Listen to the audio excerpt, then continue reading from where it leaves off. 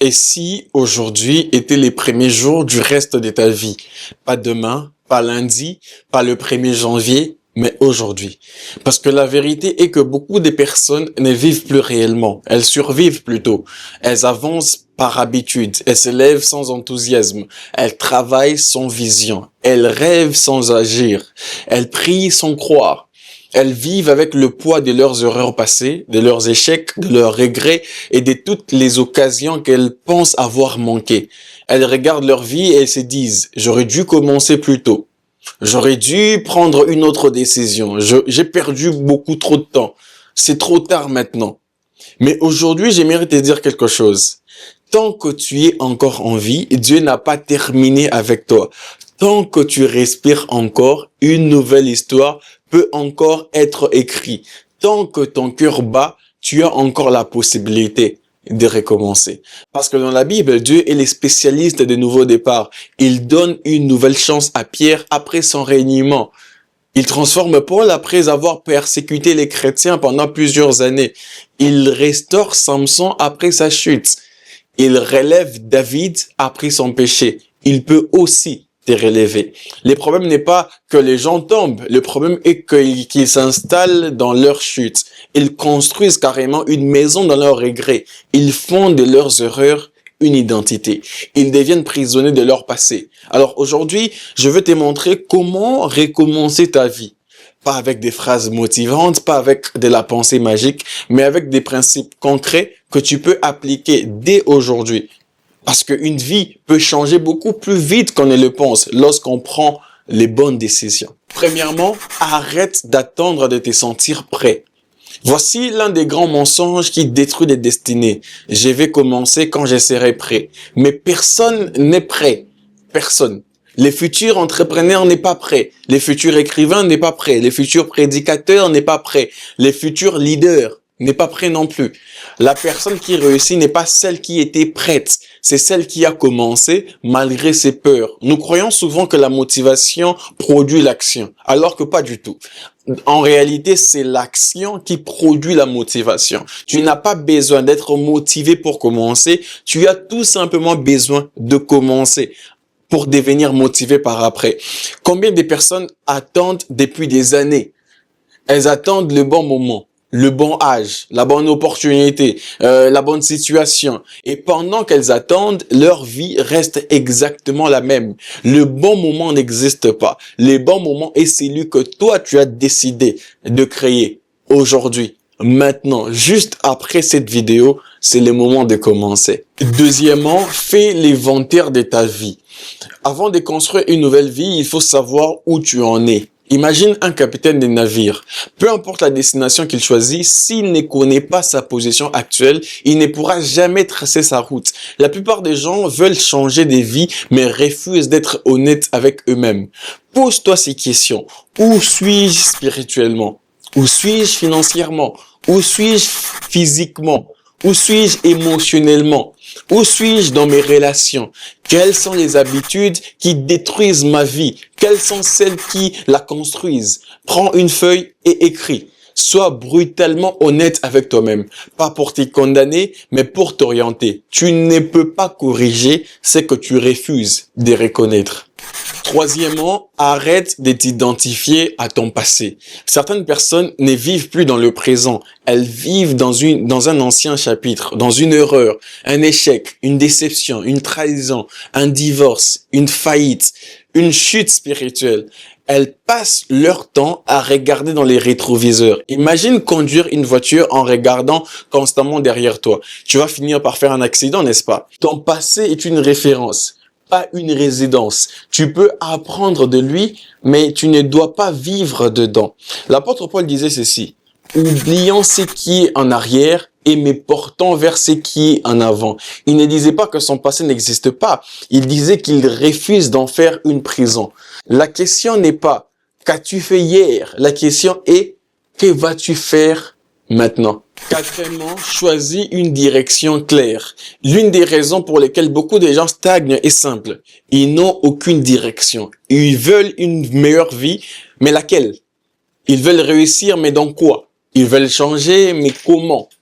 Un homme sans direction est comme un bateau sans gouvernail. Chaque vent le pousse ailleurs. Décide aujourd'hui. Quelle est la direction que tu vas prendre? Quel genre de personne que tu veux devenir dans 1 an? Quel genre de personne que tu veux devenir dans 3 ans? Quel genre de personne que tu veux devenir dans 5 ans? Pas seulement ce que tu veux posséder, mais ce que tu veux devenir. Parce que ton identité détermine ta destinée. Ne poursuis pas seulement des résultats, mais poursuis une transformation. Cinquièmement, commence petit, mais commence aujourd'hui. Voici l'erreur qui détruit beaucoup de nouveaux départs. Vouloir tout changer d'un coup. Les sportifs veulent s'entraîner 2 heures par jour directement. Les lecteurs veulent lire 50 livres directement. Les croyants veulent prier 4 heures quotidiennement. Le problème, c'est que ces rythmes ne durent généralement pas. La vraie transformation est souvent distraite. 1 page par jour, 1 marche par jour, un chapitre biblique par jour, une économie par jour, une amélioration par jour. Cela semble insignifiant, n'est-ce pas? Mais écoute ceci, les grandes transformations sont construites par des petites actions répétées. Les montagnes se déplacent pierre après pierre. Les maisons se construisent brique après brique. Les vies se reconstruisent décision après décision. Sixièmement, élimine ce qui te détruit. Tu ne peux pas construire une nouvelle vie tout en nourrissant les anciennes habitudes qui l'ont détruite. C'est impossible. Ce n'est pas comme ça que ça se passe. Certaines personnes veulent réussir financièrement, mais passent des heures à consommer du contenu inutile. Ça ne marche pas. D'autres personnes veulent grandir spirituellement, mais nourrissent constamment leur esprit de tout et n'importe quoi. D'autres veulent encore avancer, mais restent entourés des personnes qui les tirent vers le bas. Pose-toi cette question. Qu'est-ce qui me vole mon temps, mon énergie, ma concentration, ma paix, mon potentiel?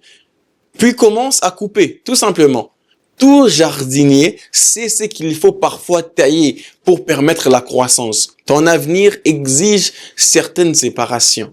Septièmement, reconstruis ta relation avec Dieu. Le plus grand nouveau départ n'est pas financier, il n'est pas professionnel, il n'est pas physique, il est d'abord spirituel. Parce que lorsqu'un homme retrouve son Créateur, il retrouve également sa direction. Beaucoup cherchent un changement extérieur alors que leur problème est intérieur.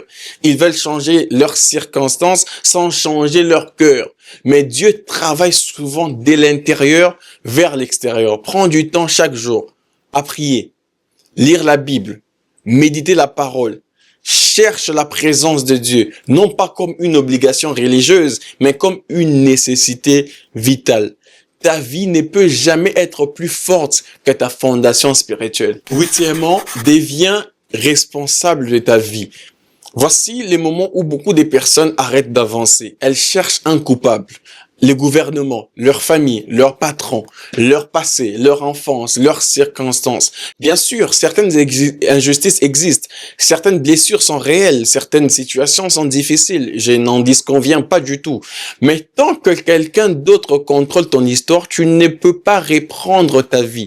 Le jour où tu t'es dit, je suis responsable de ce que je vais faire à partir de maintenant, ton pouvoir revient.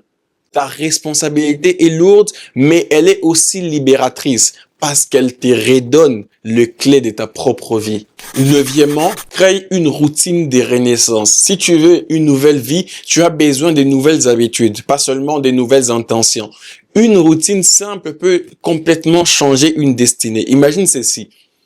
30 minutes de lecture, 30 minutes d'apprentissage, 30 minutes de prière, 30 minutes d'activité physique chaque jour pendant 1 an. Tu ne seras plus la même personne. Les gens sous-estiment ce qu'ils peuvent accomplir en 12 mois, mais ils surestiment souvent ce qu'ils peuvent accomplir en 1 semaine. Écoute ceci, la constance est plus puissante que l'intensité. Dixièmement, décide que cette fois, tu n'abandonneras plus.